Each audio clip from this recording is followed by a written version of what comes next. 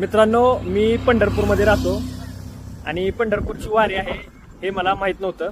आज ज्यावेळेस सकाळी जाताना मला दिसायला लागली त्यावेळेस मला समजलं पंढरपूरमध्ये वारी आहे 2-3 दिवसामध्ये. माझ्यासारखं सेम बिचार बघा, ही पंढरपूरची नगरपालिका आता रस्ता बनवायला चालू आहे. ह्यांना पण बहुतेक आजच कळलं की पंढरपूरची वारी आहे म्हणल्यावरती रस्ता बनवावा लागतो. ह्यांना पण वारकरी बहुतेक आजच दिसले असतील.